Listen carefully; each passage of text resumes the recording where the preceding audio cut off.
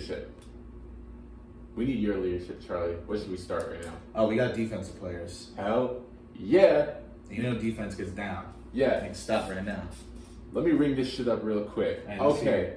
So starting out at the corner position, we always see one lockdown corner come out of college every year. Mm-hmm. And this year's top corner is Keely Ringo out of Georgia. Yes. Georgia's defense was unstoppable last season, and Ringo's going to have to really step up this year with the losses that Georgia had from the NFL draft. Mm-hmm. Last year, he was so dominant, he didn't even have the interceptions to back it up because nobody wanted to throw to him. No one will throw at him.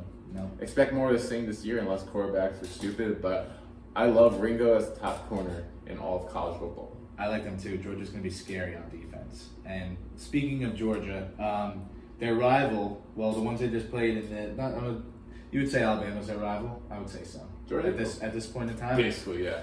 Right now, I got on Alabama, defensive back, strong safety, Jordan Battle. He's super fast, great tackler, makes tons of plays in space, can cover almost anything, can cover the whole field. I think this guy's going to absolutely explode again on the field, and he's going to be a top draft pick, obviously, because Alabama's defense is so superb, but he's just one of their superb players that stands out. Yeah, you know who else stands out? So Clemson, Clemson had a bit of an off year last year, but not this freshman defensive end. That is Mr. Miles Murphy, who recorded 51 tackles, including 12 for a loss, 4 sacks, 3 forced fumbles, and a pass breakup. He's 6'5", 275, so big guy, has a potential even develop into a defensive tackle too. But Clemson, we'll talk about their schedule a bit later, but it's a soft schedule. I have a lot to say about Clemson. 100%. Yes, but Murphy can rack up some numbers this year. That is for sure. And I'm glad you brought him up because this next guy, he's an absolute beast too. He missed I think 8 games last season. He tore his ACL in the beginning of the year.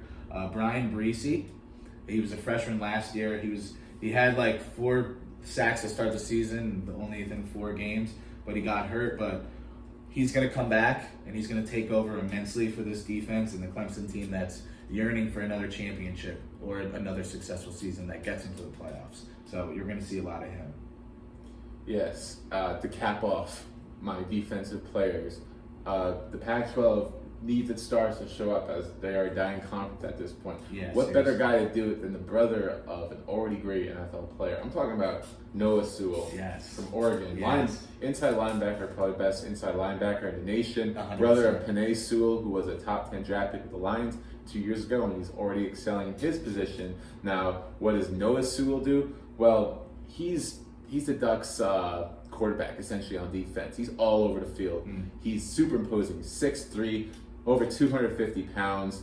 And last year, he had 4 sacks, 5 passes broken up, over 114 tackles. Imposing guy.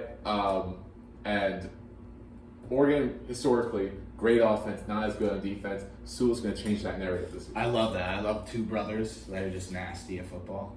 And then I hope maybe they be put on the same team, but right. Shout out to the Bozos. I hope they play against each other. He's Penei's blocking Noah. That'd be cool. That'd be crazy. So my last defensive player, this guy probably has the sickest name in college football. Probably the coolest. Bumper Pool out of Arkansas, linebacker. Had 50 solo tackles last year, so probably going to get another 50 this year and hopefully see him all over the field this season. And look for Arkansas to be a little bit scary this year. They got KJ Jefferson at quarterback, mini Cam Newton, people like to call him. So we'll see what happens. Yes, watch out for Arkansas. Bumper Pool. Yeah, best name in college football right there. All right, well, that rapid fire it's heating me up a little bit. I think we should cool down a little bit. Yeah, let's talk a little more in depth about some of these teams. So we're gonna do a little segment called Overrated or Underrated. So Overrated we'll do this. or underrated. So we'll do the same thing that we did. We'll give 3 and 3. So we're gonna surprise each other with a team each, and we're gonna say, is this team over or underrated? And this is going to be based on their top 25 rankings. Chuck, you want to hit me with that first? Okay, ready? All right. So my first team, I'm not really a big fan of them year in year out because of these rankings. Miami at 16. Absolutely overrated. Mm-hmm. Miami has had trouble stabilizing the QB and the head coach position for years. Sloppy. And you got to think that they, all these ACC teams, their rankings are prepped up in order to try to get Clemson a little more recognition.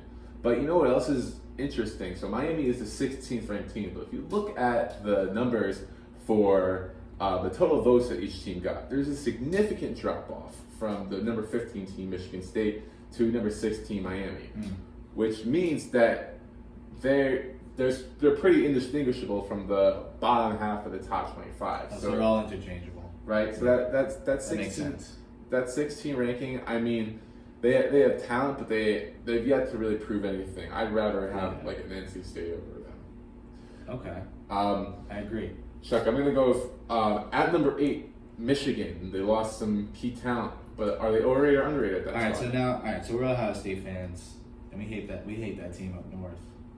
Right. But I mean, they did just make the playoff last year, and they have, I think, most of their offense coming back, if I'm not mistaken. The quarterback play and running back. Head coach is back. I think they're underrated. So I see them here at 8.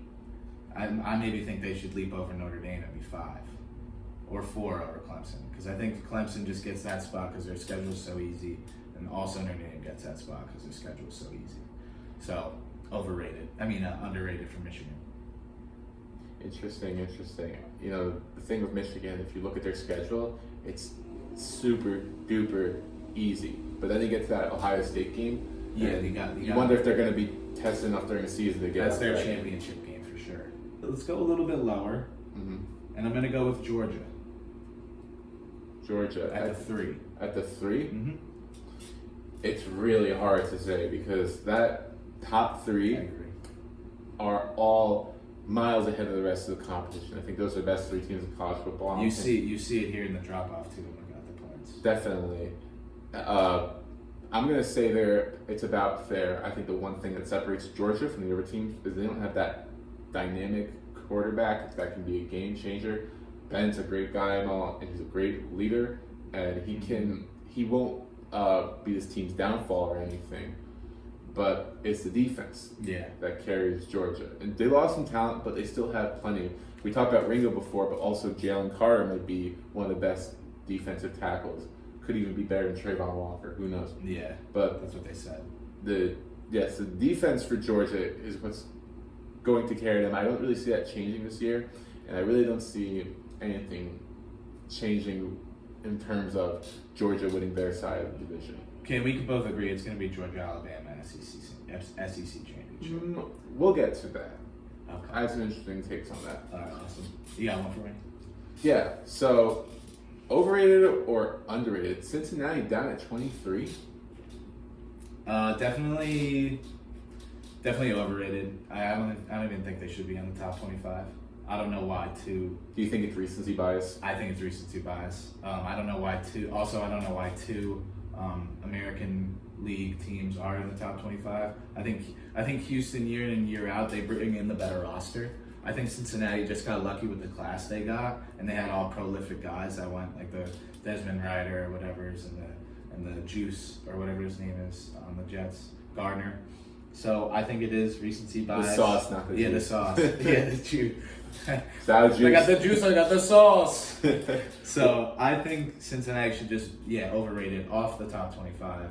Well, the good news with that is they play at Arkansas week 1. So we'll see. Cincinnati immediately has an opportunity to prove themselves. Yeah, but they get rid of so they get rid of Desmond Ritter.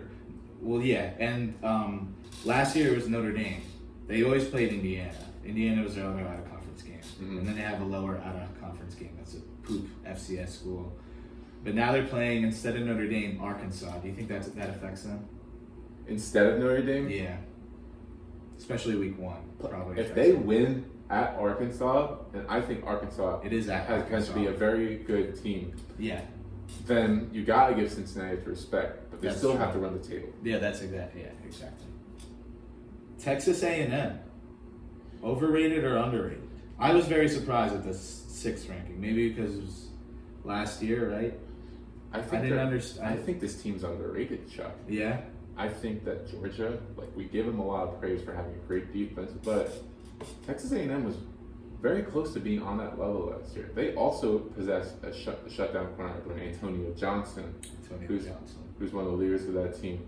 But they're returning a lot of starters from last year, and they have a golden opportunity to prove themselves. They have a home game versus Alabama this year. That's huge. Which it's going to be a huge game for the college football landscape. And if they go in and win that game, hell, we could be looking at 3-team SEC playoff, which would be every fan's worst nightmare. But that's what you get when you make it 4. That's another topic we'll discuss. Right, but yeah, I like Texas A&M. I would have them actually over Clemson and Notre Dame right now. Okay. Wow. Okay. I didn't know they were returning all their stars. All right. I like that.